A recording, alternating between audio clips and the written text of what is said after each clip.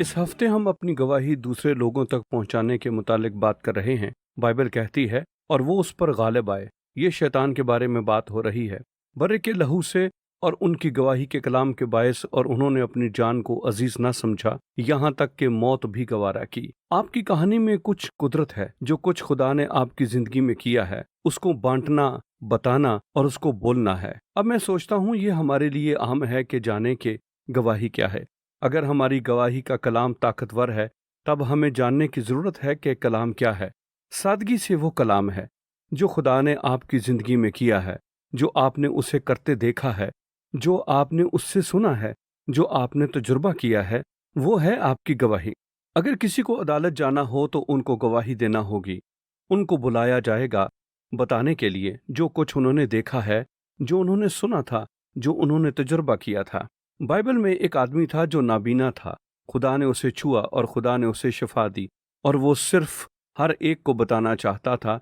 और वो इर्द गिर्द गया और लोगों को बताया कि यस्सु ने उसे शिफा दी है। और वो उससे तमाम किस्म के सवाल कर रहे थे, और उसने कहा, तुम जानते हो, मैं आपको तमाम मजहबी सवालों का जवाब नहीं दे सकता।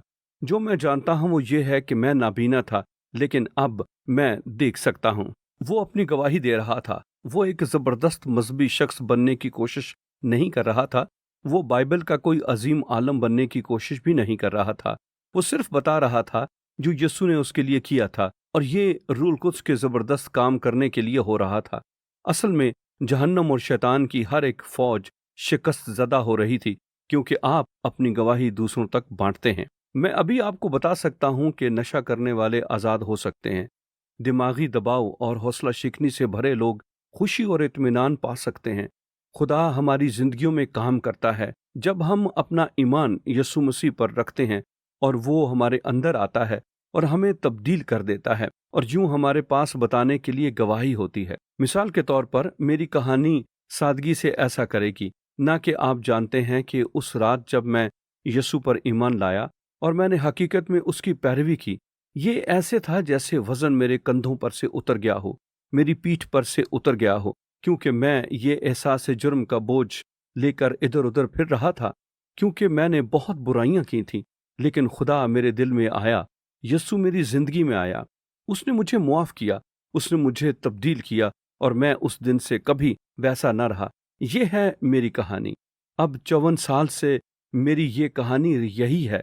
मेरी जिंदगी में मसीह आ चुका है। आपके पास बांटने के लिए एक कहानी है, क्योंकि आप उन लोगों से जिनसे आप बहुत ज्यादा मोहब्बत रखते हैं, जिनकी खुदा फिक्र करता है, आपने उनके नामों की फहरिस्त लिखी है। आप उनसे बयान करें जो खुदा ने आपके लिए किया है, और देखिए खुदा क्या करता है। आप उनको बताना शुरू करें जो मसीह ने आपकी जिंदगी में किया है। आपको कोई बड़ा आलिम या आलिम दीन होने की जरूरत नहीं है। आपके पास सिर्फ एक गवाही होनी चाहिए बताने के लिए। और अगर आपकी जिंदगी में मसीह आ गया है और आपको तब्दील कर दिया है, तो आपके पास एक कहानी बताने के लिए है।